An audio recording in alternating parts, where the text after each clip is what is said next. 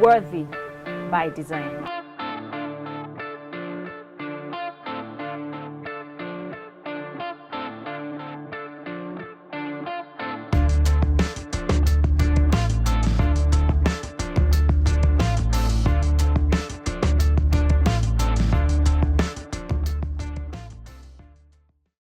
You know that feverish excitement that comes with having a beautiful wedding. Oh my God.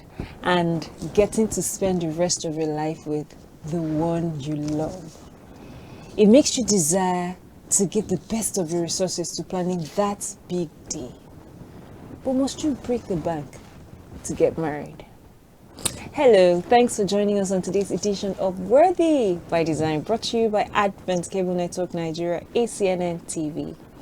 On this show, we focus on the journey from girlhood to womanhood and everything in between.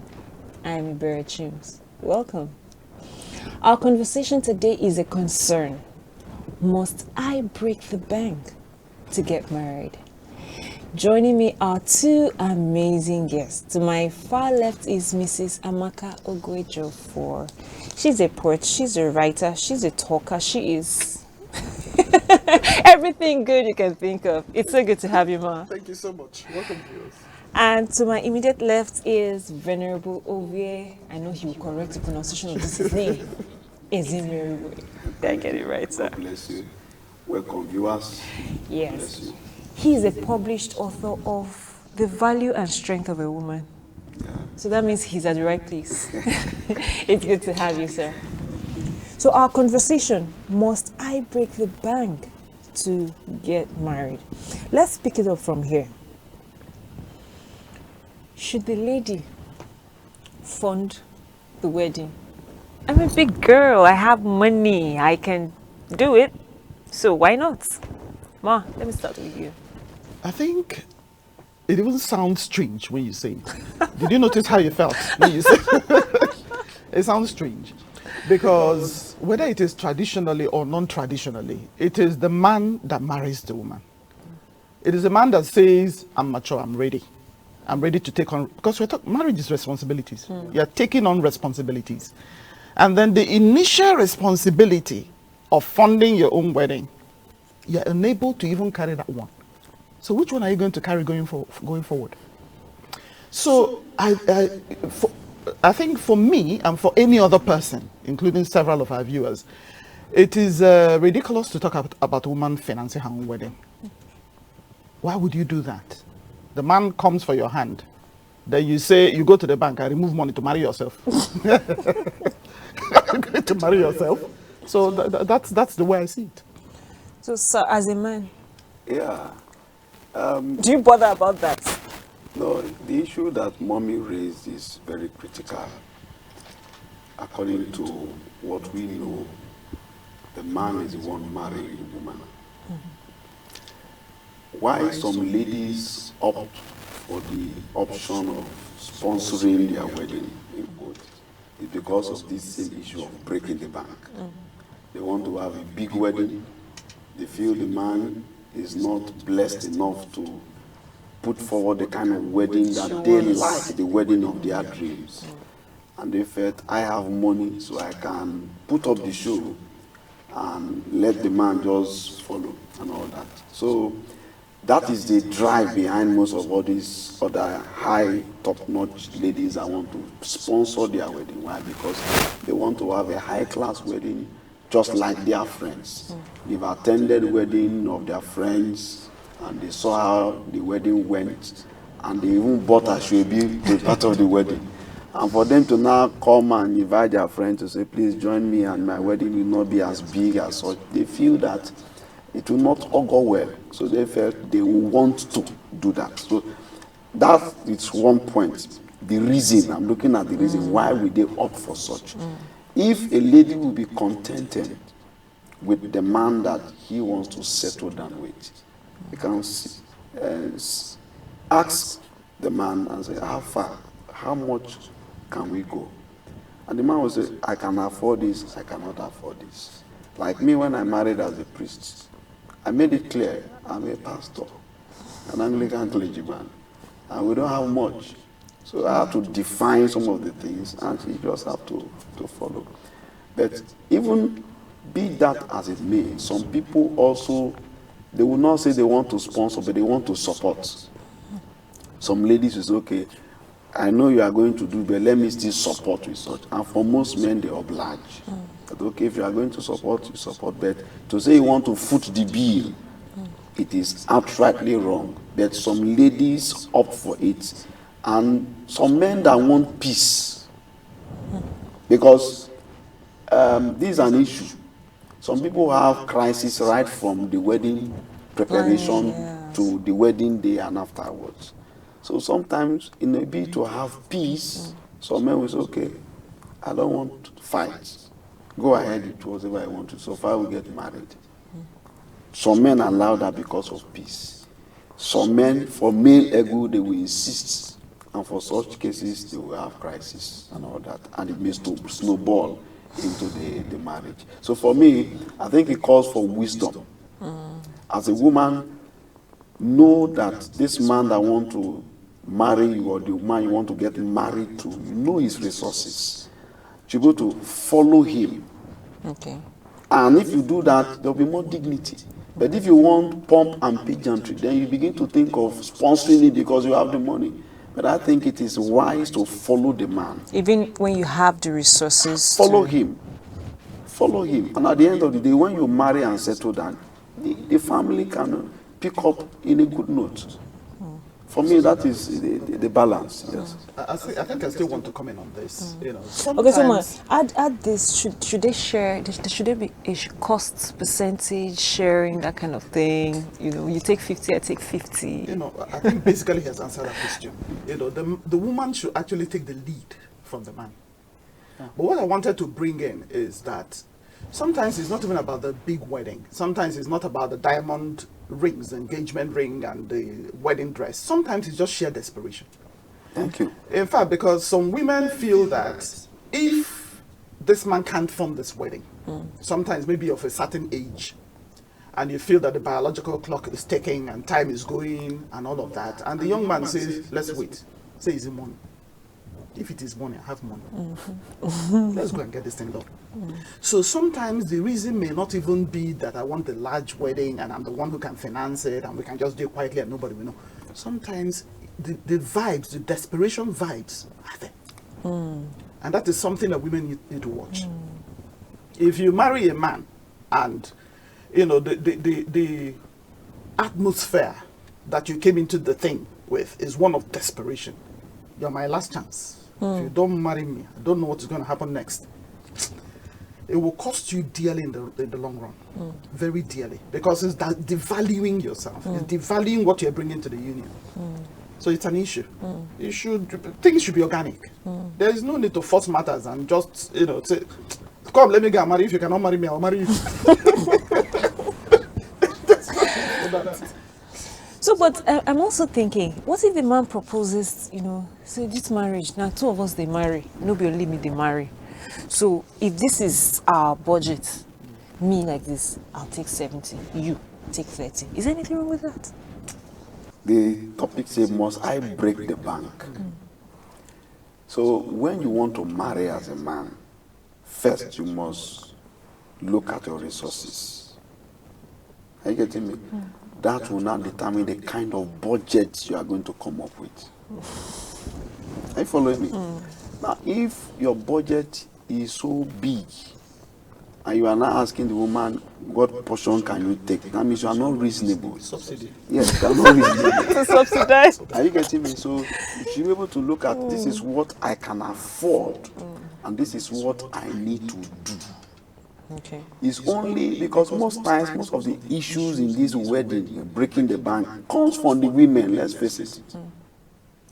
Most times when the man says, this is what I can do, then if the woman is now insisting, you must go this length, the man says, this is the far I can go, say you must go, it's okay. If I must go this length and you don't want me to stick by the rule, then how much are you going to bring to the table? And some women will say, okay, I will bring to X, Y, Z amount. But I think the first thing, assess yourself. This is how far I can go. I can go beyond this point.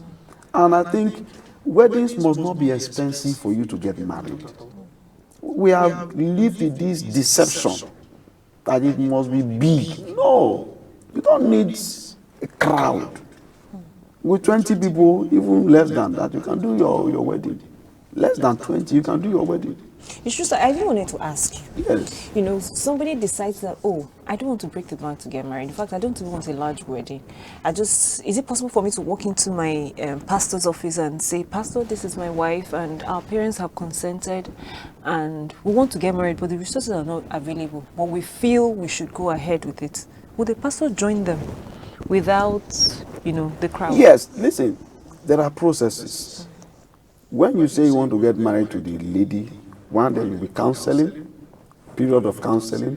When that is done, you have your traditional marriage, the bride price paid.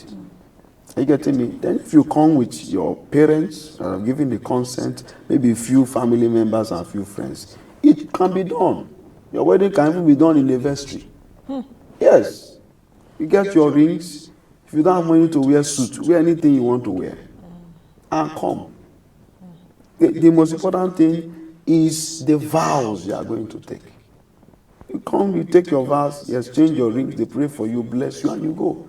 We have conducted weddings with only BCP. The people did not print program. And the population was not more than 20. And the wedding was held. So sometimes we are the cause. And like I said, most times it's the women. They've attended several weddings, bought several ashebis, so they must do their own too. Are you getting me? So that is the problem. So the first thing, like I said, the man should appraise himself. How much do I have? What can I do? And say, okay, this is how much I can go. Then the lady should follow. But if she insists, no, you must do this, it's okay, I don't want trouble. How much are you going to bring to the table? Are you getting me? Then another angle to it, I see parental influence.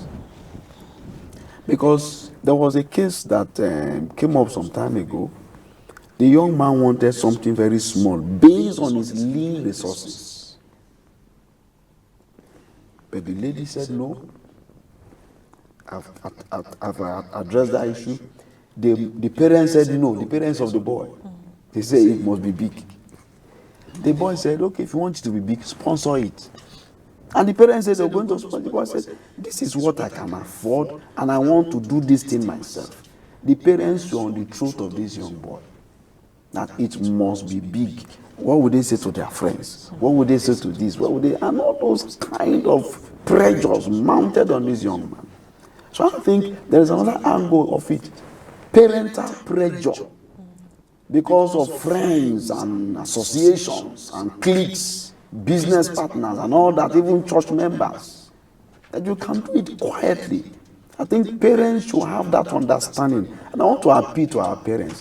Don't put your children under pressure because of yourself. You are married already. Allow them to marry their own way and live their lives. Maybe mommy will take off from there. Yes, because it's very important. You're a Christian mother, ma. You have your friends and all of that. Yes. And your child wants to get married in a particular way. Yes. And you want it in a particular way. How do you balance your interests? Or, I know you're already very enlightened. How should other women balance their interest, the desire to, let's have this thing big, and the interest of their children who want either something, really small, or they just want something simple? I was going to say that I'm a Christian mother with a different. I have a certain way of seeing things. Maybe it is not what other people consider important that I consider important. These Shebi levels and all that. Those things are fantastic if you can afford them. But for me, those are not the essentials. And the appeal I will actually want is the appeal he has already made. Not just to mothers, to parents generally. It's not your day. You got married 25 years ago, for goodness sake, or 30 years ago. And it was your day. In those days, we didn't have parents parading themselves to and fro during the reception. This one dances left, the one dances, the other dancing, dance out. Those things were not there. And you see, I think part of what we're actually facing is because of the economy. The reality is that most young people, you know, when our parents were young and they got married, the economy was not like this. Yeah. Most people were, you know, as soon as you got out of school, you got a job, you began to save money, and not too long from then, you could afford to marry on your own. You didn't need any help. But look at our young people today. Sometimes the person is 30, he's still, you know, it's not even sure where he's going. And so you find out that the parents who are established already, they have the money. In fact, they have excess money. That's why they're looking for it. Where to spend? Where to spend it? They have they're coming. I would want to say to parents, please let these people have their day in the sun. Honestly, every time I come to a wedding and I see that the focus is not on the bride and the groom anymore, it is now on the parents, it makes me feel bad personally. I don't like it, because this is just one day. So let them shine, let them be the focus. Even if you brought something, don't make it too obvious. Yeah, we know that the person that, you know, pays the piper calls the tune, but try now.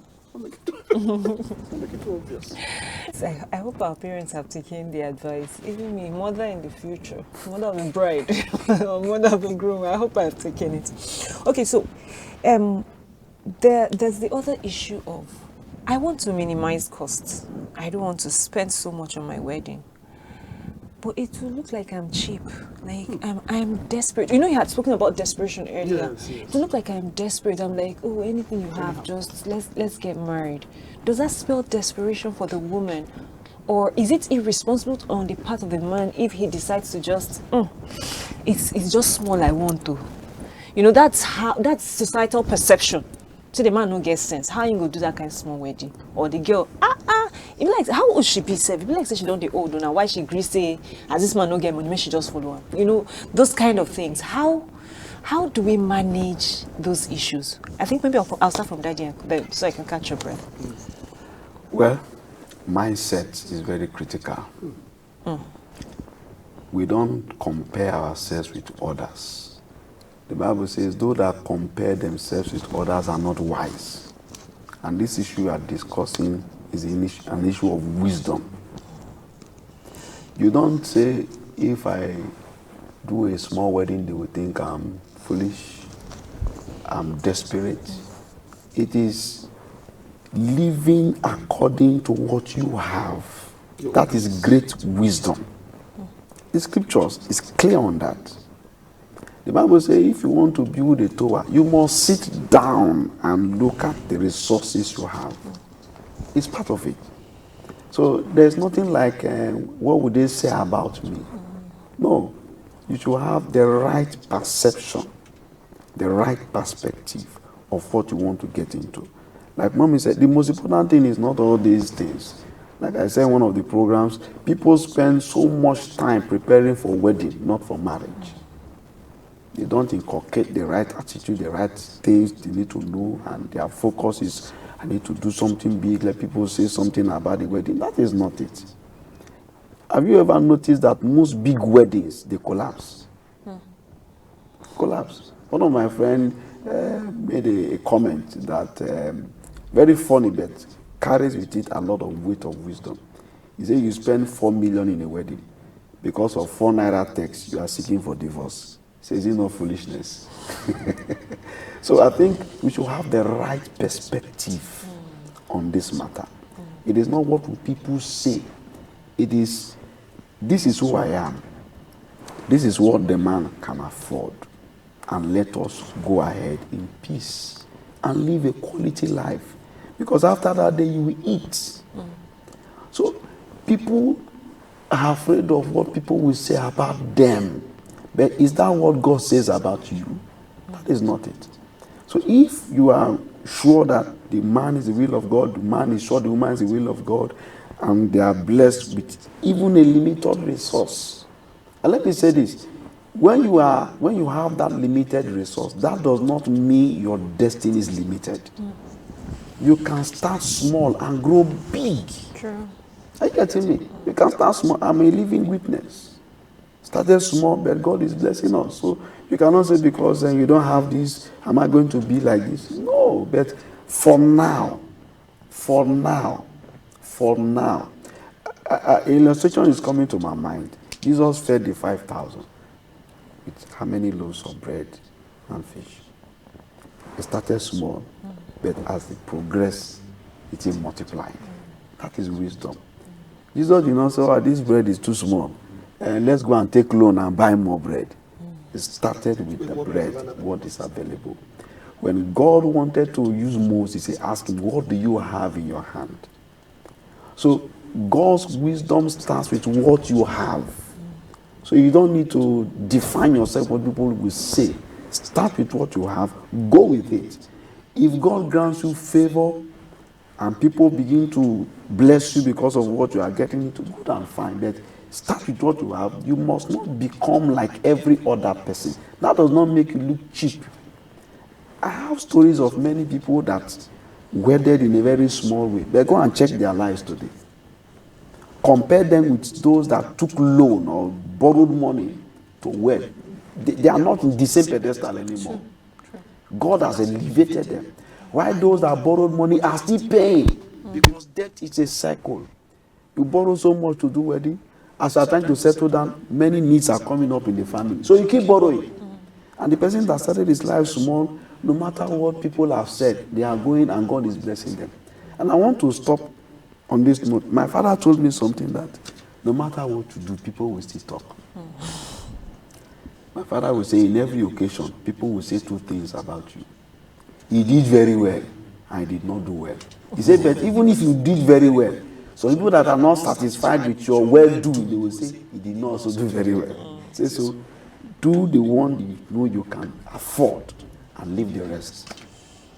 Amazing. Do the one you know you can afford and leave the rest. The word they say is enough for the wise. Okay, now somebody out there will be thinking, okay, I actually want to plan an inexpensive wedding. I just want to keep it really simple. Is it possible for you to give me some ideas on how to just keep it really simple, compact? I don't have to spend so much. What would you be saying to that person? No, the reality is that a lot of the things that people spend on at weddings are not very important. They're not essentials. They're not essentials. For me, I see that the essential things are the man and the woman. First. The bride and the groom.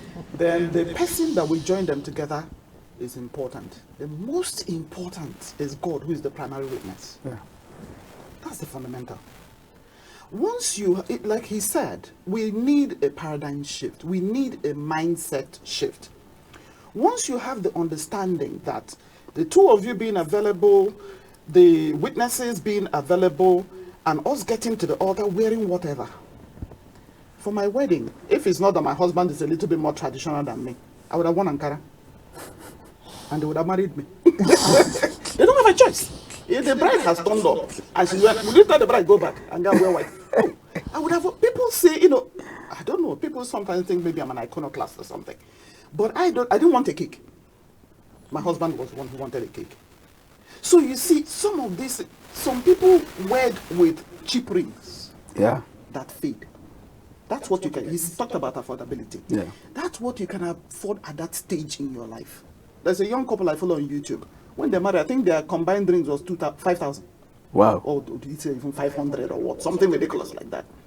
But now, they are doing well. So when you are now stable, you can go and buy the diamond rings.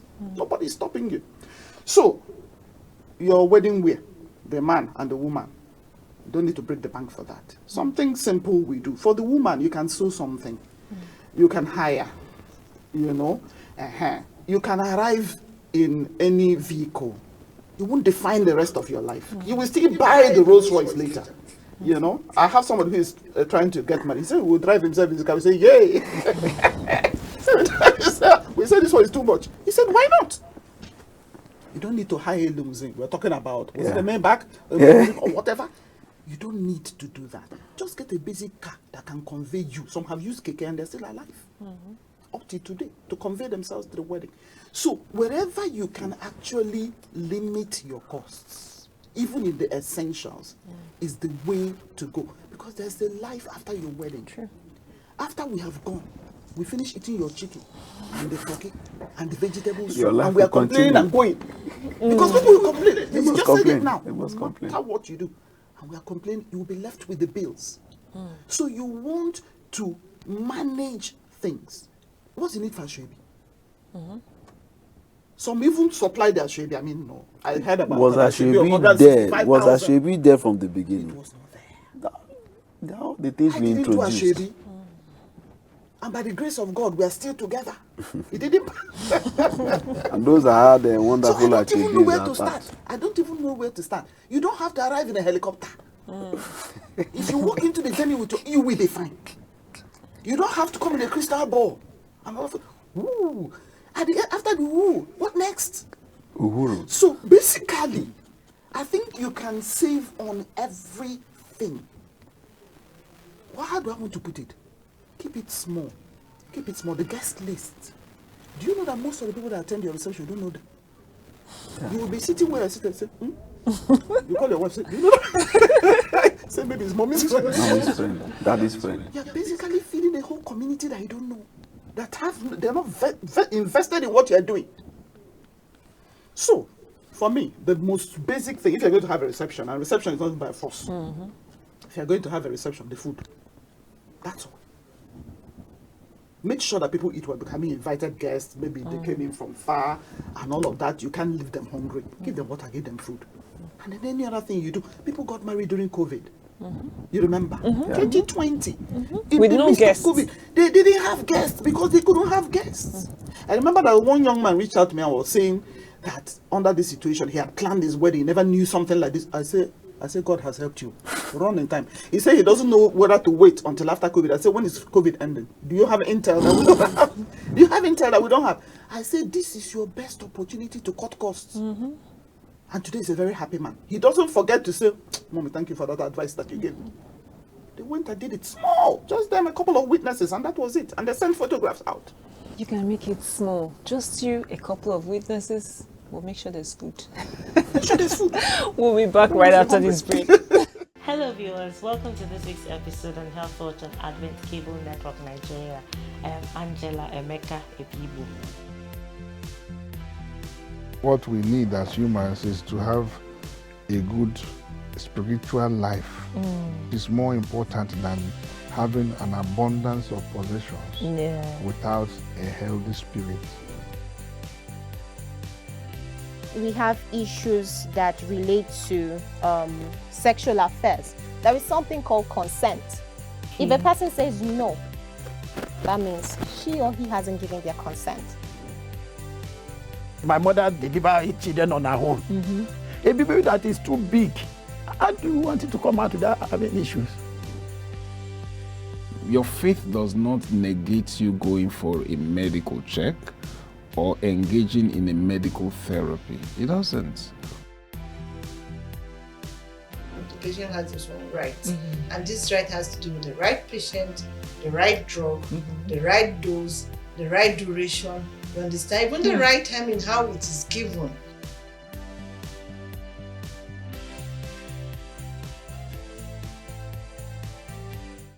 Worthy by design. We have been talking to two amazing guests on the topic, must I break the bank to get married? And so far so good, they have answered the question, no.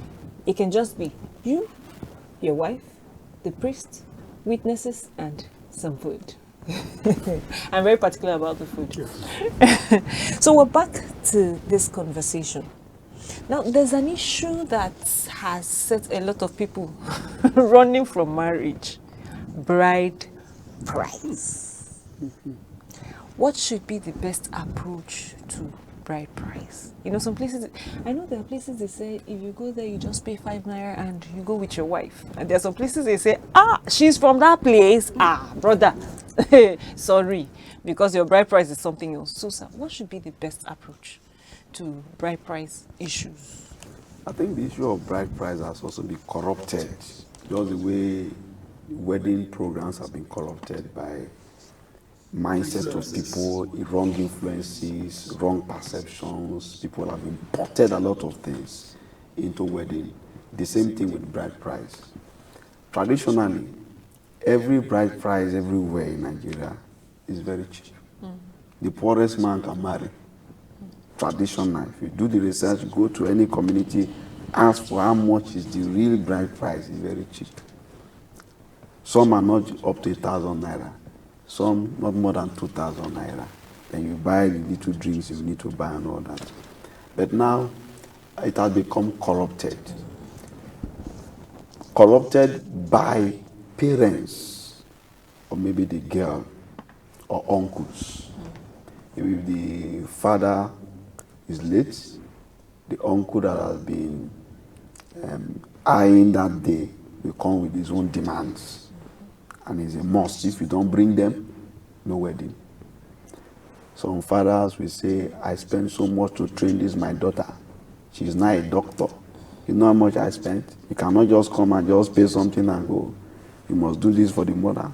Buy how many boxes of clothes, how many tubers of yam, and you just bring a lot of lists. So I think we need to circumcise our hearts, parents, because we are bequeathing to our children wrong legacies that our fathers did not give us. Most of those men bringing those long lists did not marry their wives with those lists. True. So I think the daughters should ask their father, did you marry mommy with this long list? That's how we know. Your grandfather, did he marry grandmother with this list? The answer is no. So why are you bringing it to me? So I think we need to shift our mindset first as parents and go back to the nitty-gritty of what is there originally, so that our children can breathe. Let me borrow that. True. Let them breathe. So they need to be allowed to breathe fresh air and let them survive. Because that is one area that is keeping many young men from getting married, particularly when the ladies from some particular section of this country, they run away. But I think that the lady, the bride, has a great role to play. If she has done her research very well, she can speak to the parents. Please, oh, this is my day, according to what mommy has been saying. This is what is there traditionally. You are not selling me. Do you know that because some parents have put so much emphasis on this bogus bride price, after the young man manages to pay, he will not go back there again. You say they've collected their money. Exactly. So if they're doing anything, say, they've collected their money. Oh, let me rest. Let me rest. So I think we should bring in this issue of relationship after that day. Because at the end of the day, if after that day there is problem, I don't think that is a good in-law kind of thing relationship. We should bring wisdom to bear. So the lady has a role to play. Find out what is the actual bride price. Talk with your parents. Then parents, most of us claim to be Christians. Let us be Christians indeed. Most times we are Christians with our lips. According to Jesus, we are like the Pharisees. You are heaping a burden on the people which you did not bear and which you cannot bear, which is wrong. Give these children the level platform that you enjoyed from your great-grandfathers. Let others also enjoy the same thing. Because I believe after that traditional marriage, you can still call that boy my son. He can still take care of anything you want him to take care of. And he do that with joy. But if you force some things through his throat and he's not happy, then tomorrow you come, he will tell you, oh God, you've collected your own part of the cake. I don't have anyone to give you again. May God help us in Jesus' name. So let your children breathe. Okay, so Ma, and you know, the perception is if he can pay the bride price, then he can take care of our daughter. So if we make it big, that means They will check his strength. yes. What if the young man goes to borrow money and pay that price? Or even goes to steal. And goes to steal. Or pay those accounts in his office because he knows you have a huge appetite and he meets the appetite. You know, it's just like what he was saying. We need, even as parents, we need to adjust our expectations. Your child is not an investment. You know, sometimes when parents have a girl child, they say, Abego Mabia. Abego means my bag of money has arrived. You already try to turn that girl into Cash A cow. commodity. a commodity. That's not why she was given to you by God. In my own case, for instance, when the issue of the bride price came in and they do all these negotiations and everything, I think my father just put hand there and took either 100 naira or something, just like what you said. Because you understand the value of a daughter. You cannot sell your daughter. There is no amount, even if she became a pamsec before she got married, there is no amount of money that represents. What are the sleepless nights? You're talking about the school fees. What are the intangibles that went into making that human being an adult, valuable person? So I want to beg our parents again.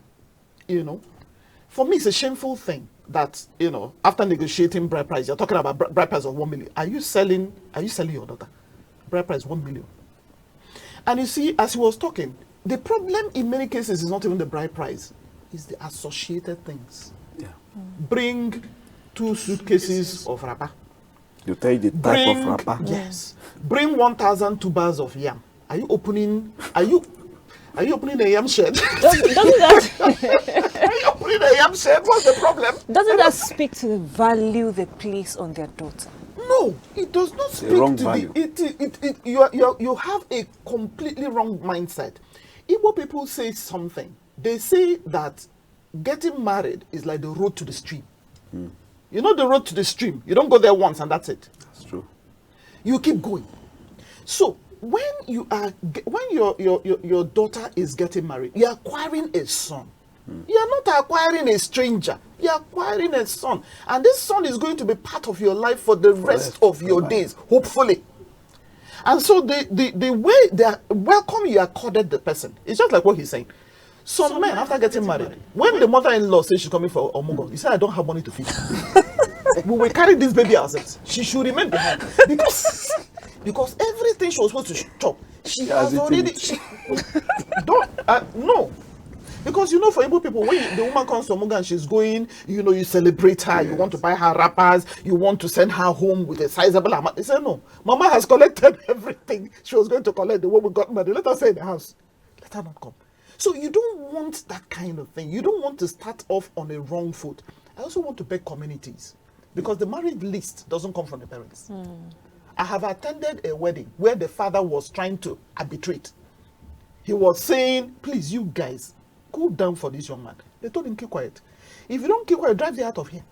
This girl is our daughter. This girl is our daughter.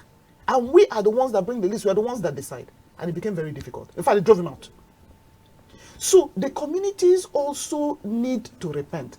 Come together. Bring a list that is meaningful. What I do with tobacco? You say bring 10 heads of tobacco. What is all these 10 heads? You can enter your nose? only you people? God help us. Now, just to throw a light on this community thing. How can community say this is our daughter? How much investment did they invest in her? How much investment? So when it's time for bride price, that is when they now know they have a daughter, that they will begin to make lists. I think we need a reorientation of our values. We are talking about corruption in Nigeria. We have also corrupted our cultural values. So we need to repent. It's not only about corruption that has to do with money. So God help us. Okay, so but I would want to ask, is it possible to separate ourselves from our roots? This is how your community is, this is how your family is, this is how your uncles are. It's time to get married. How do you handle all of this confusion when it comes up? For me, I think it starts with relationship. I've often talked about that. There was a time I got to a supermarket late. They were shutting down. In fact, they closed the gates. They were just trying to analyze their books. But I waved, and they opened the door. I said, please, I want to buy so and so thing. Please, help me. And they were willing to open the door. Why? Because I have a relationship with them. Exactly. I don't just go like somebody buy, I greet them, joke with them, laugh. So I have that relationship. So when I was in need, when I cried out, they willingly opened the gates. relationships are great platforms of influences. But most times we don't know how to use them. You don't have good work relationship with even your parents. You pay your school fees, you come back, this and that. You are not friends with them. When the chips are down, you cannot influence them. Same thing goes with your uncles. I think we need to invest time in our relationships. If we invest time in our relationships, it is easier to make influences when the time comes. You know, there was a man in the scriptures when he was asking Jesus to come and pray for the child. The people prevailed on Jesus. They said, this man built the temple for us. And Jesus had to go. Are you getting me? So there is a platform it gives you. It gives you an opportunity other things cannot give to you. So if we have that good relationship with our parents, with our uncles, we can influence these things. And it will work. But if we are operating from the other side, it's a battle. Yes, you just come, say, they want to be my bride, they say, I thank God, the time has come. So no matter what you say, they will not want to listen. Even in a family, you discover that if a particular child is closer to the father, and it's becoming difficult to get that thing, they will ask that child, come and meet daddy. Why? Relationship. Relationship breaks barriers. It's one thing that we have not studied. Even in a relationship with God, there's when you are closer to God, you make some demands, God will respond. Or like somebody that does not have that strong relationship, he prays once in a blue moon, just say, God, just do this. Or except God just, because of his sovereignty, because his sovereignty can overrule some of all these principles, sovereignty and mercy. But relationship is key. A good relationship can break barriers, can give you opportunity to influence a lot of issues, and can make you dominate areas you couldn't have dominated. So nobody should play down a relationship before your wedding, your traditional marriage. Have good relationship with your parents, your father, mother, even your uncles. There's nothing wrong with sending them a church card. You just take this once in a while. And they'll be praying for you. You discover that when the time comes, they will be the ones to stand for you. Say, no, I beg, let's put these things aside. Let's allow this person to go. Because this person has been so good to us. And moreover, like what Mommy said, they will also bear it in mind that if they allow you go, they can see out some favor from you. Are you getting me? So that relationship for me is very key and crucial. People should not just get crashed into their parents and their uncles when it's time. Some people, their parents are paying their school fees, that is all. They come back, how are you, fine, this and that. No friendship, no relationship. It will be difficult. So for me, that is just what I want to say. I still want to comment on this community, on this issue. You know, who is community? We are community. Who started tradition? I did. You did. We did. You know, sometimes when we talk about tradition, it's like the laws of the Medes and Persia that cannot be changed. It's not true. You know, culture and tradition was started by man. It wasn't started by God. And when Igbo people say that if an idol begins to misbehave, you go and show him the tree that he was. You show him the tree that he was cut from. So, yes. So if the tradition is no longer working, we can look at our daughters, look at our sons. They're not getting married, not because they don't want to get married, but because of these issues that we're discussing here. Can't we change these things? We can. That's my input. Can't we change these things? We are the community. Even like you said, church members. Yeah, saying come and do it. Come and do it. That's how we have always done it. Church member, born again Christian. Hallelujah. Trust me, we have had an amazing conversation with the great Mrs. Amaka Ogejofa. When I told you she's a talker, did you hear the talk? And Venerable Ovie Ezimeruwe, another talker. I'm sure you heard the talk. Thank you so much for a good time. I enjoyed every bit of this. Right. You now know that you don't need a big wedding. You don't need everybody gathering. It can just be the man, the woman, witnesses, parents, and a beautiful pot of jollof rice. I always advocate for that, very important. So you don't need to bore holes in your pockets. The most important thing is that you have a beautiful marriage that keeps you both on the path to fulfilling God's purpose. The size of your wedding doesn't change the fact that you are worthy by design. Please do well to follow us on Facebook at Worthy by Design. Till we come your way again next week, same time, same station, I'm Iberi Chims. Keep winning.